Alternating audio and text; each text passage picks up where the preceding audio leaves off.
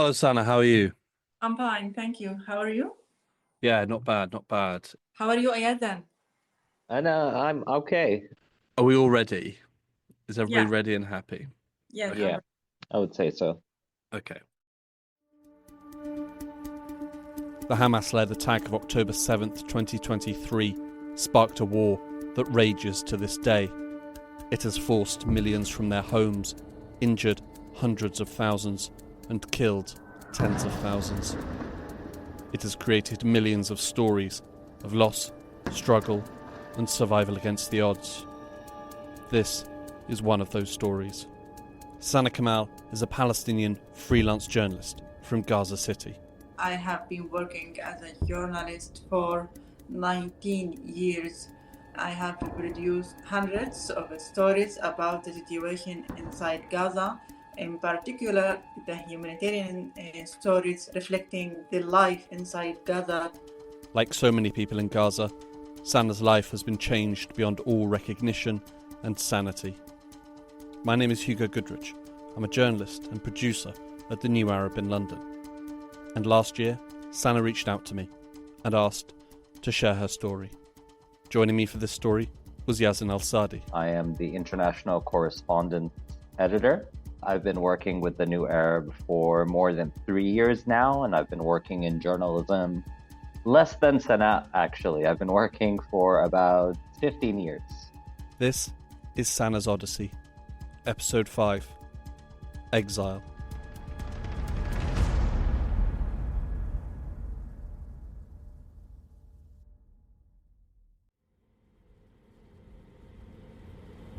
After months of online conversations and video calls on laptops and phones, it was time to meet Sanaa in person.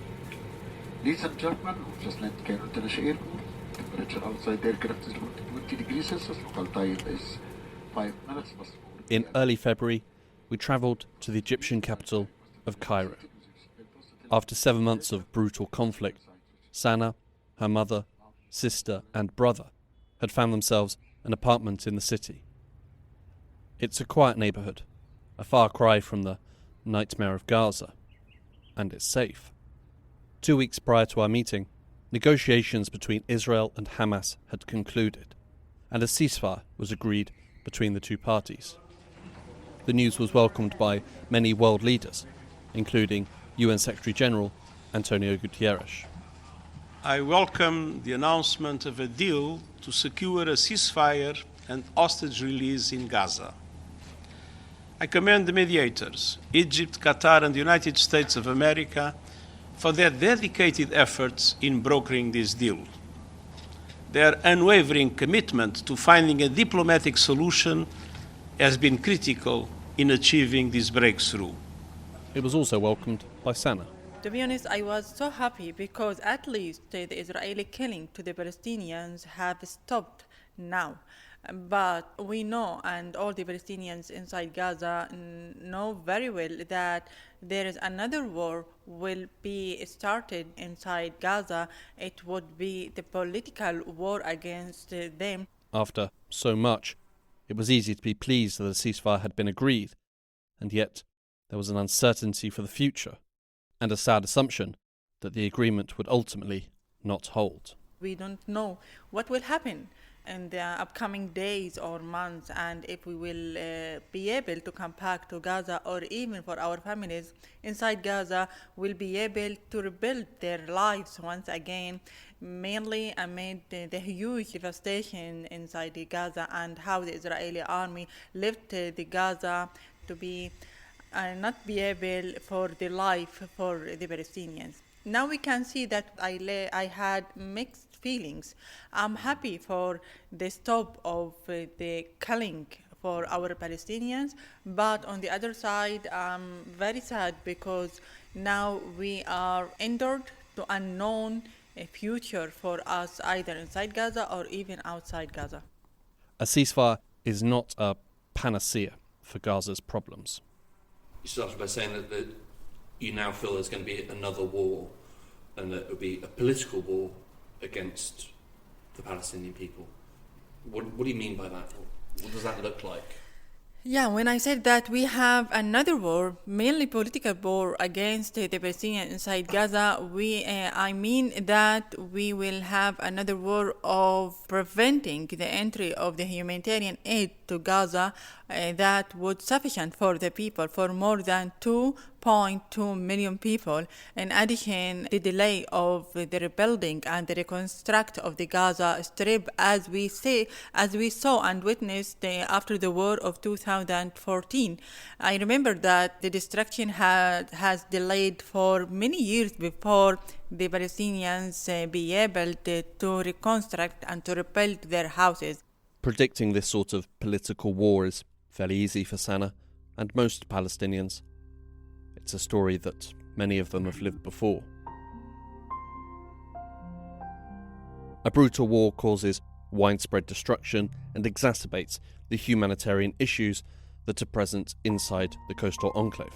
Then comes some sort of mediated ceasefire deal, and slowly there are efforts to resume or increase humanitarian aid, and then reconstruction efforts, which generally take even longer. When the war following the October 7th attack began, there were buildings in Gaza that had still not been reconstructed since the war of 2021. In spite of the international efforts that brought about the ceasefire deal, Sanaa feels that international support for Gaza is very distant. Now we feel that we are in the corner. We were put in the corner without having any help from other countries, either Arab or even Western countries, because we feel that we are under the dangers all the time and we don't have the right for determination of our fate as people who have been suffering for decades because of the Israeli occupation and because of the ongoing Israeli procedures against the Palestinian people.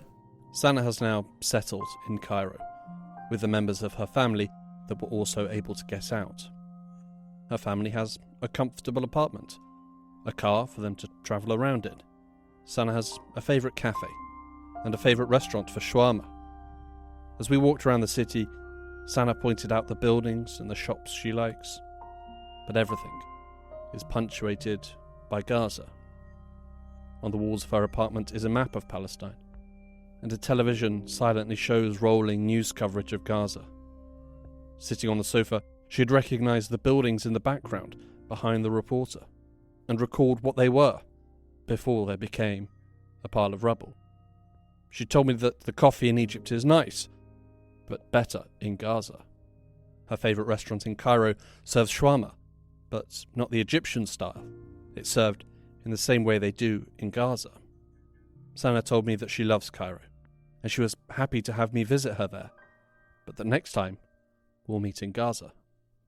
There is a clear sense of longing. I feel all the time that I did a big mistake when I decided to leave Gaza. Now, Really? yeah, I did a big mistake because it's not because I'm a journalist, but because I'm a Gazan woman. My place now should be inside Gaza, not here in Cairo, because we have to fight all the attempts to end the Palestinian existence inside Gaza. In addition, as a journalist, I think that I have a big rule now to at least to let my people believe that we are with them. Not that we escaped from Gaza from the death. Yeah, I did a big mistake, and I don't know how can I come back to Gaza because the borders are closed. But I decided once the border opened, I will come back directly without thinking of anything, because we have to confront the huge project that has established by Trump and Netanyahu against us, even if the whole world ignored us, but we can do that by ourselves. I understand where you're coming from, saying you should regret leaving. But at the same time, I'm very pleased that you did leave for your own safety and the safety of your family. What if you can't go home? I don't have any answer on it because I don't want to expect such such position. I cannot stand such position and to live, because it's very hard for you to live in other area, safe area. Okay, I'm in safe area now, while your country is under dangerous, under the expanding, and maybe the Israel. Yeah, the most controversial for me is now Trump is saying that he will take over Gaza. So we talking about a new American occupation. It's not Israeli occupation, but we will have another American occupation. And this is position is very crazy for me. Why? Why should I live under the American occupation?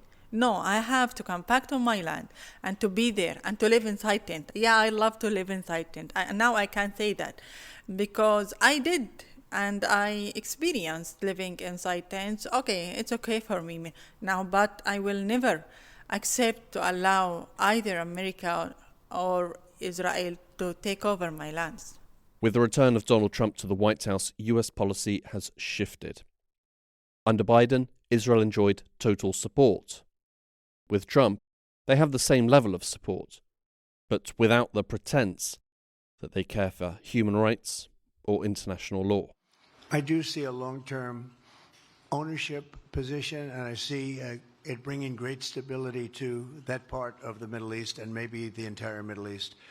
And everybody I've spoken to, this was not a decision made lightly. Everybody I've spoken to loves the idea of the United States owning that piece of land, developing and creating thousands of jobs with something that will be magnificent. Comments like this from President Trump were derided by world leaders. They were described as nonsense, incomprehensible, and a plan for ethnic cleansing.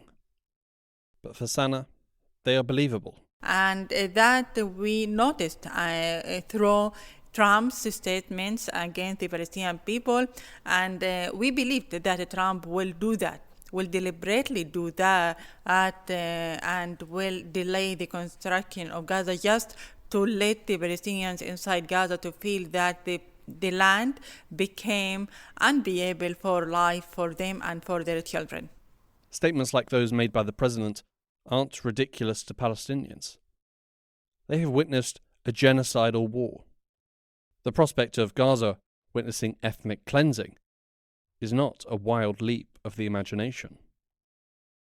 The war that was sparked by the Hamas-led attack of October 7th is generally described as the war in Gaza. This is accurate, at least in part. There is a war, and it is mostly, although not exclusively, in Gaza. But for Sanaa, she doesn't see this as a war against Gaza. Not the land, but against the people, and not just the people of Gaza. Yeah, actually before the war, we thought that Israel is fighting the whole Palestinian people everywhere, not only in Gaza or even in the West Bank.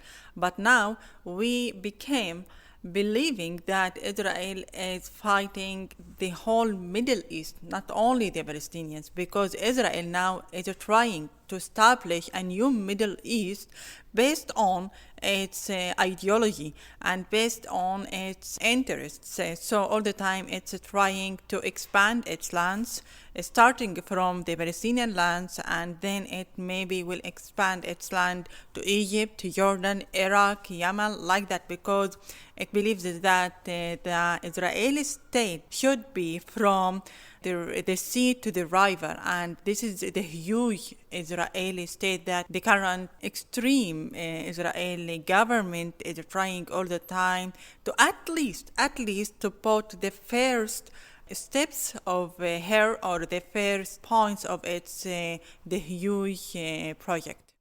That idea of a state from the river to the sea does not refer to the river Jordan, but the river Euphrates, which runs through Syria and Iraq. There are numerous ideas on the spectrum of what an Israeli state should be and what land it should occupy. This idea of spreading across the region is on the more extreme end of that spectrum of ideas. But in recent years, these ideas and an extremist Zionist ideology have moved to become much more mainstream in Israeli politics. Today, far-right politicians who are firmly committed to expansionist Zionist ideologies and Jewish supremacy, hold prominent positions in the Israeli cabinet. And these ideas have moved with them from the fringe to the mainstream, and the region's governments are having to face a new reality. Yazan al-Sadi explains. How these regimes in the region will react is the million-dollar question.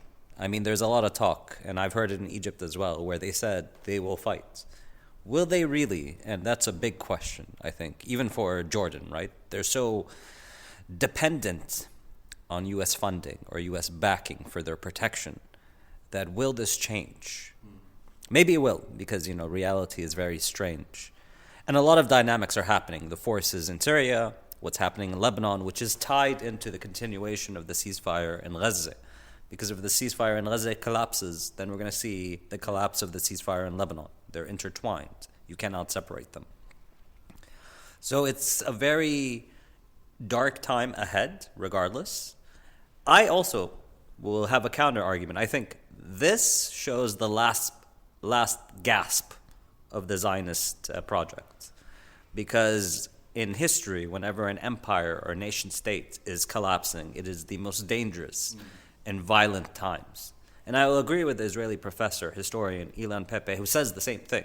We are witnessing the last stages of the Zionist experiment, which is the most dangerous and deadliest stage. The collapse did happen. Since we sat down with Sanaa, the war in Gaza, as was anticipated, resumed. Israel has also continued to bomb parts of Lebanon. It still maintains a military presence inside Lebanese borders and has expanded its bombing campaign to include Syria, which it has also seized parts of. Yemen also has experienced Israeli bombs. The war resumed after the first phase of the deal. Israel laid the blame for the collapse of the ceasefire at Hamas's feet, while Hamas blamed Israel. Hamas has some goals it wants all the time to achieve them. The most important for Hamas is just to keep its power inside Gaza, because all the time it's trying to be and to appear for the people, Palestinian people, and also for the other people that it's the strongest power inside Gaza, and it is still keeping its power. If Hamas can maintain control in Gaza, then it will be king of the rubble. Hamas is trying now to at least reconcile with Fatah to have a new Palestinian formation, if we can say that would help it to appear to the world, but not as Hamas, as a union Palestinian government. And after that, it's trying to get recognition from the world for Hamas to help it maybe to reconstruct the Gaza Strip. But for Israel all the time is trying and saying that that it doesn't want to see Hamas in the post-war inside Gaza, and this is a big lie for Israel, because when Israel started its genocidal war, it's now clearly appeared that Israel started the genocidal war against the Palestinian people, not against Hamas only, because who paid the huge price are the people, the Palestinian people. The high percentage of the victims were innocent civilians. They weren't militants. And this is why we said that Israel is lying all the time. Now we can say that the war not between Israel and Palestinians. No, it's the war between Israel and the whole Middle East under the pretext of many things that they are not true on the ground. Hamas took control of Gaza in 2007, and within the coastal enclave, they did enjoy a level of support among the population for a time. But during the same period of time, the Palestinian movement failed to progress in any sort of unified manner. For 17 years, we wanted Hamas and Fatah to reconcile inside the Palestinian territories and to have a united Palestinian formation to confront the Israeli project and the Israeli-American project. But unfortunately, neither Hamas nor Fatah wanted that, because both of them has sufficient corruption for themselves to lose or to let Israel does everything it wanted. Because can you imagine when we spent 17 years and we called both of them that you should and you must reconcile and you must reunite it once again, and you both must have a united government that would protect us as Palestinian people. The Palestinian people deserve representation. Everyone deserves representation. But for far too long, they have been subject to the whims of self-serving governments. So we can see that Israel is trying all the time to end the Palestinian population in the whole Palestinian territories, but by fighting separately, Hamas for itself and Fatah for itself. And unfortunately, until now, none of them, neither Hamas nor Fatah, has the ability or has the real ability to unite their efforts, because now we can see and we can hear that, okay, Fatah would like to come back to Gaza just as Fatah without Hamas and to enter to take over the power inside Gaza, while Hamas all the time is trying, even on the reality, saying by the military showing that's doing all the time that okay, we have the weapons and we have the power, so we are the only Palestinian formation who will control Gaza. Until now, none of them have decided to at least walk a step forward to the Palestinian issue. Both of them is trying all the time to fighting for themselves only, without the Palestinian issue. And this is the main weakness for the Palestinian issue, because we have two power, Hamas and Fatah, and none of them is trying to at least to join their efforts against the Israeli occupation. Neither Hamas nor Fatah have served the Palestinian people effectively, nor the Palestinian liberation movement effectively. Countless people and organizations have moved the Palestinian movement forward over the years, but the parties that govern the Palestinian people, in a number of ways, have pushed the movement backwards. But at least they have not been dropping tens of thousands of pounds of explosives on them. Only Israel has done that. The genocidal war of Israel has created a new generation, not one generation, maybe multi-generations of Palestinians who will carry the hurt, the hate against Israel. Now we cannot accept the Israelis, because the whole Israeli, and unfortunately to say that most of the Israeli population support Netanyahu in his genocidal war, and they support Netanyahu to end the existence of the Palestinians, and they support Netanyahu to kill the women, children, elderly people, and even to destroy the whole Gaza Strip. Moreover, the radical Israelis raised their voices that they would like and they would happy to reoccupy the Gaza Strip and to establish their settlements inside Gaza over the destruction of our buildings. So can you imagine if it will be, we will have a peace between Israel and between Gaza? I don't think so. Even those who are against Hamas, they will not be happy to have peace with Israel. I will not be happy to have such a peace. For me, I think if we look at history as our guide, in examples like South Africa, French Algeria, usually those that are in power don't want peace with the people they are oppressing, and they are forced to. So I hope, and I don't know, I would like to hear your thoughts, that the history or the arc of justice will bend and force the Israelis to accept a one state where everyone is equal in rights and dignity. I hope this happens. Do you think, we always hear about the two-state solution is the only solution, which doesn't seem like it is at all, and it's completely destroyed from the Israeli hand, as you rightly pointed out, since Oslo. The viability of a one-state solution with justice, accountability, and dignity for all. Can you imagine that happening? Maybe in 50 years? Actually, no. Not at all. Not at all. Because I'm still saying that Israel will never accept the existence of the Palestinians. But they don't have to.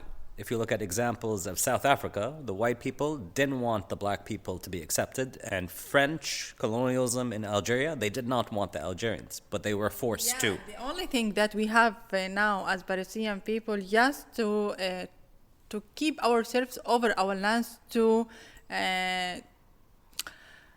not allow Israel to implement any of its plans or projects against us. This is the only weapon that we have. When I say an weapon, no, I mean the population weapon, not the weapons like rockets or any other time, because we believe that every rocket that fired from Gaza, Israel will return it, but with dozens of rockets, which will kill more and more of Palestinians. The only thing that we have now is our existence over our lands, is our determination, and our stubborn also, because Israel knows very well that the Palestinian people are stubborn people, and they don't mind for any sacrifice not to lose our lives. The sacrifice that I mean that we can live under the destruction, because we did. After every war Israel launched it against us, we can live without electricity, because we see now that the Palestinian people in Gaza live without electricity for more than 15 months, and we invested alternatives for electricity inside Gaza. We can live without working outside Gaza, because we have our own alternatives inside Gaza that we can deal with each other, even with the cash has ended from Gaza. The people now, they can they can exchange their things. I can give you maybe a potato, and you can give me a tomato, like that, you know that. So we have all the time, because of the wars and because of the conflicts, we have alternatives all the time. And this is what I want to focus on. And because of this, of our existence inside Gaza, I would like to come back to Gaza and to ignore the whole my safe life outside Gaza, and to be there just to prove to Israel and America that the Palestinian people don't matter for anything around them. The only thing that they are caring of is their lands and their existence, and the sacrifice they paid for many decades will not finish or will not get without taking their own right to be Palestinians over their lands. What would you say your main memories, overriding memories of that period of your life will be? Like, if you look back on it in, say, 10 years' time, 20 years' time, what would be your overriding memories of that period of your life? After 10 years, I would say the first memory for me, I will start with a huge number of the people who were killed by the Israeli army inside Gaza. And in only one day, the Israeli army killed more than 2,000 people. I cannot imagine such crimes against any humans around the world. The other thing that I will remember it was how Hamas gave Israel the gift to start its genocidal war. I know that maybe Hamas wanted to throw its military attack, maybe to end the blockade on Gaza or to change the reality on Gaza, but it didn't have a wide thinking to discuss and to discuss the situation around it, to discuss the relationship between the United States and Israel and how it helped Israel to change the reality in the whole Middle East, starting from Gaza. This is the big mistake from Hamas that I think maybe I will need a long time just to forget and to forgive Hamas of its mistake, because without the 7 October attack, we hadn't and we will never witness such a war. Even if Trump, Biden, any other American presidents would help Israel, but they didn't have any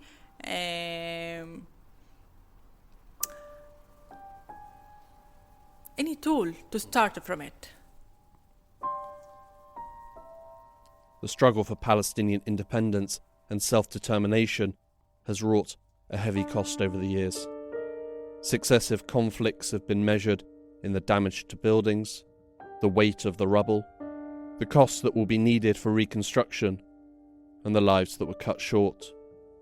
For groups like Hamas, these deaths are often framed as part of a necessary sacrifice on the road to liberation. The losses that Sanaa and her family have endured are part of the total. Since the start of the war, Israel has killed at least 51,305 people. Almost 2,000 have been killed since the end of the ceasefire. Sanaa lost over 150 members of her family during the war. Sanaa has a strong desire to see a free Palestine. So I asked her how she felt about the killing of her family members. Does she believe that they are a necessary sacrifice to a greater cause? No, I don't see that they sacrificed for the war, because all of them, I believe that all of them have had their own dreams, on lives, on their own future, and they had the right to continue their lives without wars, without killing, without losing their lives, and they had the right to live like what they wanted to do. So this is the crimes. And no, they are not sacrificed for liberation, because when we talk about liberation, it doesn't mean that a huge number of people must be killed by the Israeli army. The liberation have many ways to we have many ways to get our liberation. The first one that I told you, that the Palestinians reunite between Hamas and Fatah and other factions. This is the first step, and this is the key for us as Palestinians to get our liberation and to pressure Israel and the United States to catch our liberation from them by force. By force, this doesn't mean by military attacks or even, no. We have many diplomatic ways that we can do that. The ceasefire between Israel and Hamas opened a brief window that allowed for safer travel. And for the first time since they were forcibly displaced from their home in the opening days of the war, Sanaa's brothers, who are still in Gaza, were able to go back to the family home. My mom all the time is trying to appear to us that she ignored Gaza and she's living now in a safer place. So she wouldn't like to come back to Gaza, and she wouldn't like to see anything of our stuff in our house. But when my brother came back to the north and started to check for some things for us, my mom, the first thing, asked him about the bottles of olive oil. She told him, "Did you find the bottle of olive oil?" He told her, "No, Mom, no." And then he had, and me, and also my sister, we had Palestinian folklore impaired dresses. all the time I'm crying over my dress because it's folklore Palestinian Empire, and this is one of our main thing of our culture, Palestinian culture. Sanaa showed me a picture of the dress. It was long and black with an ornate and intricate pattern stitched into the material with bright red thread. Delicate flowers flowed into spirals and back into leaves. Dotted across the dress were small beads, each one catching the light, creating a pearlescent flash. Sanaa's mother's dress was similar, but alive with colour, reds, purple, yellow, green. And my mom all the time told us, no, I don't want my dress. I'm not caring about. It doesn't matter if it. And when my brother started to inspect for our stuff, the only thing that he found is the embroidered dress of my mom. He was so happy, and he told, "Really? Yeah, let me show it. Let me see it." Okay. You are the only one who found her dress, but me and my sister, no, we didn't find our dresses. This is what all the time, I'm taking the positive angle from my mother's story, that even those who's trying to appear that they don't care to come back to Gaza, no. The simple things, they related them with their land and with their countries, they will come back once again.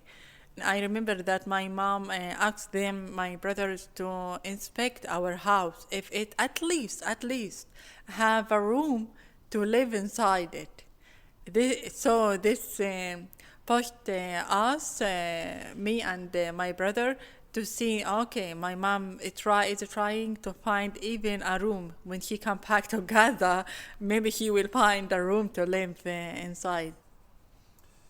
It's great that that dress is still there after everything, after all that. The dress is still there. I'm sure your mother is, even without the olive oil, I'm sure your mother is very happy.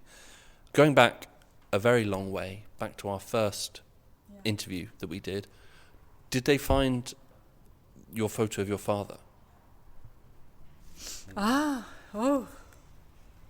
I remember you saying that, this was the one thing you regret not taking with you is the picture of your father.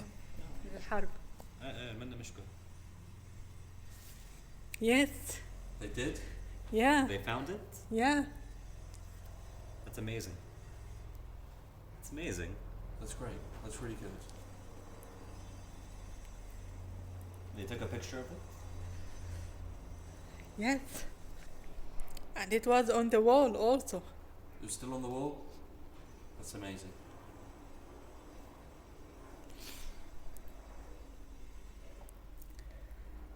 Oh. And also my brother went to the cemetery of my father, and he took a picture of his grave all the time. We are talking about 15 months. All the time I'm asking about the tree. It was on his head, beside his head in the grave.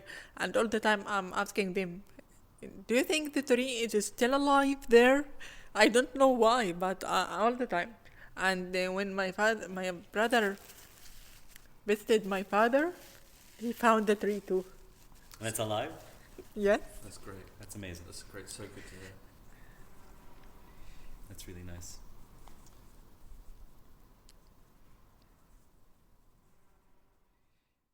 You might have heard of, or even read, The Odyssey by Homer. It's an epic poem charting the journey of the Greek hero Odysseus as he travels back from the Trojan War to his home on the island of Ithaca. In the Greek tradition, this type of story is known as a nostos. A nostos is a story about returning home. It's where we get the word nostalgia from. Nostos, to return home, and algia, the suffix for pain, as in myalgia. In its literal sense, nostalgia is the pain of returning home. Sanaa's Odyssey is a story about returning home. Cast to the wind by fire and horror, harried from city to town and back again, witness to death, victim of violence, forced off the path by desperation. But the final destination is always in mind. Home. This is the final episode of this series. But it's not the end of Sanaa's Odyssey. She will continue her journey home. You know, when I'm thinking of my packing to Gaza, I'm thinking of the roads of Gaza. When I watch some skins of Gaza on TV, all the time I'm trying to recognize this place, and I say, yeah, this road I walk in it. This road I drove my car on it. This road is our neighbors. This road. Sometimes I feel that I must to come back to Gaza to say sorry for the whole destruction for Gaza. I feel, maybe it's over emotions, but really I feel that even the walls of our buildings inside Gaza wanted us to come back to tell them we are sorry, to let you alone being attacked by the Israeli army. We're sorry because we didn't have enough power and the strength to protect you from the Israeli attacks. It's not our fault, I know that, but it's our feeling. This is why I decide to be a part of this podcast. All the time, the Western people had a mistake type of Palestinians, that the Palestinians only can carry weapons and sometimes stones to throw them at the Israelis. But the reality is completely different of this. The Palestinians are a Palestinian people like the other peoples around the world. They have their lives, they have their dreams, they have their future, they have their projects, they have their normal life that they would like to live in peace without involving in any wars. I believe that also the world, mainly the Western countries, helped Israel to do what it did against us, because they all the time keep their silent. They keep their silent over the Israeli crimes, and it's not fair for the Palestinians. It's not justice. The Palestinian people, the only thing that they need, the justice, and they need their rights to live over their lands, to deal with other people around the world as a human. Only as humans.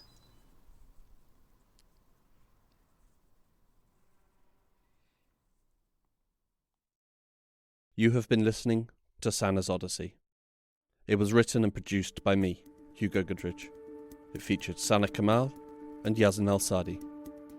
You can read more about all the latest events in Gaza and across the Middle East by heading over to the New Arabs website.